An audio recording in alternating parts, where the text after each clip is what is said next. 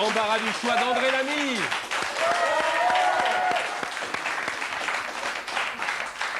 André Lamy, fils unique. Oui. Fils unique, ça... Ah ben, je ne pouvais pas faire autrement. Oui, je veux dire, mais... C'est-à-dire mes parents, ma mère et mes parents, ma mère et ma mère étaient complètement déjà... Oui, vous demandiez. Non, je veux dire, fils unique, c'est un drame dans une vie ou pas ça? Pas de frère, pas de sœur? J'aurais pas été fils unique, je n'aurais pas fait ce métier. Tiens, pour quelle raison? Parce que j'étais un enfant taiseux, complètement, je vais pas dire... Pour l'oreille, ça va aller encore? Non, ça va aller, c'est parce que... Non, mais vous savez... Comment? Je dis... Non, mais c'est-à-dire que quand on fait ce métier, on a toujours un problème au départ. Mon problème, c'est que j'étais fils unique, c'est que je n'avais pas de copains quand j'étais môme. Moi, il y a la main qui disait j'étais crucifié dans ma famille comme un martyr à son bûcher. Je ne vais pas dire que c'était comme ça, mais bon, disons que j'étais souvent cloué dans ma famille, devant la télé. On ne sortait jamais, on n'allait nulle part. Et c'est vrai que j'ai vécu ma prime jeunesse comme ça. Raymond et Robert, ce sont les parents? Papa, maman, père et mère. Père et mère, Raymond et Robert. Vous savez les imiter? Pas du tout. Pour quelle raison? Je crois qu'on a beaucoup de difficultés à imiter les gens de sa famille, les gens qui sont très très proches. Ça, c'est un problème, effectivement, parce qu'on les a trop peut-être dans la tête. Vous avez fait des études de droit et d'informatique. Est-ce dire que vous avez mal tourné avec le show business? Non, c'est-à-dire que j'ai entamé les études de droit et j'ai pas fini mes études d'informatique, donc c'est-à-dire que je n'ai rien fait. Donc vous n'avez pas de diplôme? Si, bon, j'ai mon diplôme de fin d'année d'études à l'Athénée Fernand Blum. On peut faire un peu de publicité aussi pour cet Athénée, car je dois dire, c'est grâce à cet Athénée que j'ai fait ce métier aussi, qui m'ont beaucoup aidé dans cette voie-là. Un premier choix pour vous, André. Regardez le moniteur qui est là. Oui, je regarde. Et vous allez donc devoir choisir entre deux images. Oui. Horoscope. De côté, il y a des petites annonces, l'horoscope. Pour quelle raison? L'horoscope, c'est la première chose que vous regardez dans un canard? Non, non, c'est pas la première chose que je regarde, mais j'ai toujours été intéressé par l'horoscope, non pas pour l'avenir, mais pour le caractère. C'est-à-dire, je crois qu'il y a effectivement dans les signes beaucoup de similitudes entre les signes au niveau du caractère. Je ne crois pas trop pour l'avenir, mais l'influence des astres sur votre caractère, oui. Vous êtes de quel signe? Scorpion. Il y a des scorpions dans la salle? Oui. Un peu le même caractère qu'André? Ouais. Les jeunes, si vous avez des questions à poser, les enfants, là, André, il ne faut pas hésiter, hein? Toutes les questions que vous voulez, sauf les problèmes d'argent. Ça, je ne réponds jamais. Être belge, c'est un avantage en France et un handicap en Belgique. Vous l'avez dit à Playboy. Belle déclaration à ce journal. Oui. Non, mais je crois que c'est vrai. Vouloir faire ce métier en Belgique, d'abord, il faut savoir qu'on ne s'adresse pas non plus à une très grande population francophone, sans vouloir faire de démagogie. Hein. C'est vrai qu'on ne s'adresse pas à une très grande population francophone, ce qui fait qu'on ne peut pas vivre de ça toute l'année. C'est très difficile. Je connais une seule personne en Belgique qui arrive à vivre de ça toute l'année, c'est Stéman. Mais il est là depuis 30 ans, et c'est vrai que c'est lui qui occulte un peu tout le côté show business comique en Belgique. Alors, il faut aller moi je dis toujours ça, mais c'est vrai quelque part, pour avoir une vraie reconnaissance, il faut aller en France. Je sais, tu me fais des signes pour dire que je vais aller plus vite, mais non. Et je continue. J'avais une poussière dans l'œil, comme ça, une poussière dans l'œil. C'est vrai que vous lui ressembliez à Roger Moore quand vous étiez petit? Oui. C'est pas raté maintenant? Alors, c'est un peu raté, oui. Alors, il me manque au moins 20 cm. Oui. Et je ne dirai pas où. Vous savez, vous connaissez tous les artistes que vous imitez ou pas? Non, non. J'ai rencontré des gens que j'aimais. J'ai rencontré Serrault, j'ai rencontré Lama, j'ai rencontré Sardou. Mais on a rarement de contact avec les gens qu'on imite. Qu'est-ce qu'ils apprécient, ils n'apprécient pas vos imitations? Sardou m'a fait un procès. L'Erita Mitsuko m'a fait un procès. Donc ils apprécient. Jean-Marie Le Pen a fait saisir toutes les bandes à Europe 1 quand j'y étais. Mais sinon, j'ai de très bons contacts et de très bons rapports. Mais d'habitude, on dit qu'un imitateur ne tire que sur les gens qu'il aime.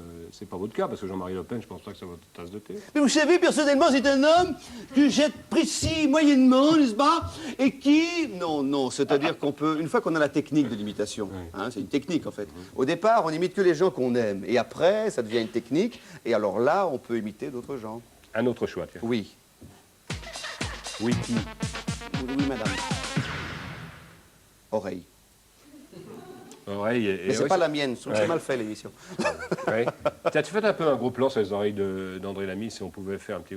Voir vos oreilles. Toujours c'est vos oreilles. Vos yeux, peut-être. Les yeux bleus, ça vous a servi? Pour ma femme, oui. Oui. Voilà, vous avez des très beaux yeux. Manuela, si tu me regardes, je te regarde. Droit dans Qu'est-ce qui est le plus important pour l'imitateur? C'est l'oreille ou l'œil? L'oreille. L'oreille. Parce que, je vais vous dire, la voix, d'abord, moi j'ai la chance, c'est ce qu'on m'a dit, d'avoir l'oreille parfaite. C'est-à-dire que je chante naturellement juste, et tous les sons que je peux capter, je capte plus de sons peut-être que la moyenne des gens. Mais, dans une voix, il y a tout. C'est-à-dire qu'il y a les gestes, il y a la façon de se conduire, la façon de se comporter. Et naturellement, quand je vais faire Yves Montand, par exemple, je vais avoir tendance à friser un peu les yeux, à parler avec une autre façon d'être, etc. Si je fais de Funès, j'aurai tendance à faire des grimaces de Funès, etc. Et si je fais Chéreau, alors là, tout de suite, je vais avoir un peu envie de faire des gestes tout à fait différents, vous voyez. Mais c'est parce que dans la voix se trouve, c'est comme une bande magnétique. Il y a tout dedans. Mais vous partez à la demande, comme ça vous devez vous mettre dans la peau du Non, personnage. pas du tout, non. Non? Non, non, on va un peu enlever beaucoup de mystère à l'imitation. C'est que l'imitation, c'est quelque chose qui, pour les imitateurs, est quelque chose d'assez facile, Ouais. mais peut-être pas facile pour des gens qui Tiens, le font. prenez un micro, les jeunes, là. Faites faire des imitations à l'ami, on va voir ce que ça donne. Tiens. Oui. Vous avez un micro qui Non, doit se il n'y en a balader pas, par là? évidemment, on n'a rien prévu. Non, si, mais sûr, Dieu, on a prévu. Pourquoi vous les donnez à une femme, en plus, c'est Allez, dégoûtant. allez, voilà. Non, non, mais pour vous, le micro. Demandez à l'ami de faire une imitation, quelqu'un qui vous plairait d'entendre. Parlez. On va la refaire, Oui. couper. On va la refaire. J'adore votre spontanéité, vous en foutez complètement de l'ami. Alors. Allez-y. Mitterrand. Eh bien, si vous demandez de faire français, c'est rien, c'est ma prostate qui tire. Et hein? Et je vive la France. Colombo. Ah ben, je vais vous parler de ma femme. Ma femme, elle n'est pas venue aujourd'hui, mais si vous voulez, je la présenterai la prochaine fois. Encore un? Brel, par exemple, Brel, ouais. Attendez, là je vais mettre en condition. Avec le vent du nord pour dernier terrain vague, et des vagues de dunes pour arrêter les vagues. Voilà.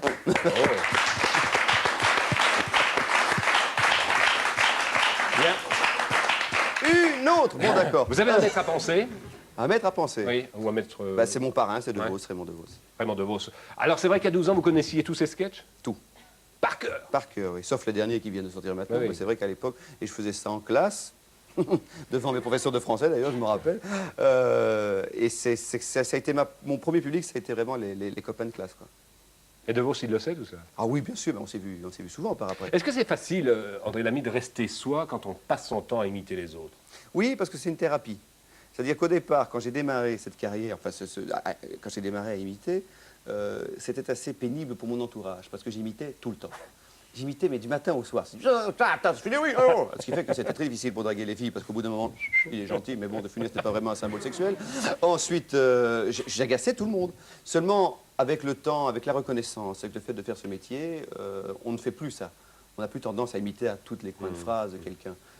Et c'est vrai que ça a été une thérapie pour moi et qu'aujourd'hui ça va, il n'y a pas de problème, je suis très bien dans mes... J'ai deux choses à vous demander encore, encore beaucoup d'autres Oui. choses, mais deux. Monsieur Oui. Lafollet, qui c'était, est-ce vrai que vous avez tourné un film à 12 ans, un film muet? Ouais. Alors, le film muet, l'inspecteur mène l'enquête? Oh, l'inspecteur, comment vous savez ça, vous?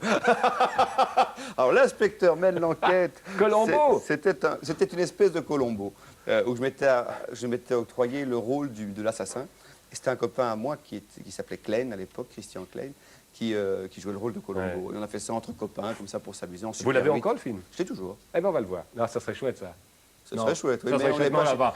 Alors, un sacré soirée avec Hervé Veillon. Nous avons retrouvé le film. Est-ce que vous aimeriez faire du cinéma? Non, je suis un très bon spectateur et un très grand cinéphile, collectionnant tout ce qui concerne Laurel et Hardy, Ah oui, parce que Laurel. ça, c'est ma très grande passion. D'ailleurs, vous avez poussé le vice à donner à votre premier fils le nom, vous en avez qu'un d'ailleurs, Ouais. fils, Stanley Et Buster. Jolan, Stanley, Buster. c'est ça. Et Buster pour Buster Pour Keaton, Keaton, qui est un personnage. Donc aussi vous êtes très vraiment fou amoureux de Laurel Hardy, Oui, de tous oui. ces comiques de cette J'ai fait époque-là. d'ailleurs un film en 35 pour le Casino de Paris. En 1935, ça vous rajeunit pas, ça? Non, en 35 En 35 quoi? millimètres. Ah, millimètres, oui, je me oui, suis précisé. oui, c'est-à-dire la taille au repos. Et j'ai S'il vous plaît. D'abord, comment êtes-vous au courant? Mais c'est pas de vous que je parle. Oh, tout de suite, hein, prétentieux en plus. Et je disais, donc, en 35 mm, ce film, pour toute ma passion pour ces gens-là. D'ailleurs, là, je suis en train de travailler, c'est un scoop d'ailleurs pour votre émission, je suis en train d'essayer d'avoir le marché de faire 13 films de Laurel et Hardy, le doublage de Laurel et de Hardy. Ah, c'est génial, ça. Ah oui, c'est très génial. Et Monsieur Lafollet? Monsieur Lafollet, c'était mon voisin. C'est un monsieur qui Eh ouais, je connais C'est- le voisin, moi. C'était mon voisin quand j'avais, depuis ma naissance jusqu'à mes 18 ans, puisqu'après j'ai quitté la maison. Et c'était un monsieur qui habitait à côté de chez moi et chez qui je passais de temps en temps. À qui vous pensez encore maintenant? Oui, ben, souvent, oui. Mais il faut dire, quand j'étais môme, j'avais une folie des chapeaux et des casques. Et comme il avait fait 14-18 et qu'il avait fait 40-45, c'était un Français, il m'avait toujours dit, mon 15 de 14, tu l'auras. Effectivement, je l'ai, il est toujours chez moi. Un autre choix. Oh, maman. Ah, Le Luron, Sébastien. le Luron, quand même. Thierry Luron. Ouais. Autrefois, vous disiez le contraire. Non, non, j'ai toujours dit que le Luron était celui qui avait fait le plus pour l'imitation. Mais vous avez dit quand même qu'il était trop politique. Ah oui, complètement, oui. C'était un personnage qui était vraiment politique. C'est qu'il avait fait son choix. Il avait fait son choix, il avait décidé de devenir un pamphlétaire, de devenir un chansonnier au sens propre du terme, et c'était d'ailleurs le dernier des chansonniers, des grands chansonniers. Et le Luron, c'est vrai qu'il a donné ses lettres de noblesse à l'imitation. Il n'y aurait pas eu le Luron, il n'y aurait pas eu Sébastien. Ça, c'est une chose évidente. Maintenant, c'est vrai que j'ai... vous. Oui, oui. Mais là, je parle, si vous voulez... Déjà, on peut en parler, oui. Sinon, pour ce qui est de Patrick, Patrick est un copain. Ouais. Mais c'est vrai que même Patrick en parle tout à fait ouvertement. C'est vrai qu'il m'a toujours dit, il n'y aurait pas eu Thierry, on n'aurait pas été là. Un autre choix. Oui. Ah, regardez. Ah. Oui. Alors là, il y a deux mots qui sortent du dictionnaire. Il y a le mot billet et l'autre, vous savez dire? Oui, billet, oui. Mais je dirais billet pour les billets d'entrée pour entrer voir un spectacle. C'est joli. Oui. Parce que vous auriez pu dire billet de loterie, vous auriez pu dire billet de banque. Oui, mais moi je pense tout de suite aux billets. Au spectacle. Oui, qui viennent souvent, qui viennent nombreux. C'est vrai, quand vous voyez billet, c'est billet de spectacle, billet d'entrée. Ouais. Ouais. Oui, parce qu'on pense toujours à ça. C'est quand même la grande angoisse quand on fait un spectacle, c'est de savoir si les gens vont venir. Donc billet, on pense toujours à ça. C'est l'angoisse du spectacle bien fait. C'est-à-dire si le spectacle est bien fait, les gens vont venir. Si le spectacle est mal fait, les gens ne vont pas. Le miracle ne se fait plus sur la France. Pour quelle raison? Oh, bah, c'est-à-dire c'est arrivé plus tard. Ça, c'est arrivé beaucoup plus tard. C'est-à-dire qu'il y a aussi eu Non, mon non, fils, j'ai eu un enfant. Ouais. Que j'ai fait aussi un petit peu un choix de carrière. Je me suis dit, bon, soit je suis sur les routes toute l'année, soit je m'occupe de mon fils. Et puis, j'ai préféré m'occuper de mon fils, quelque part.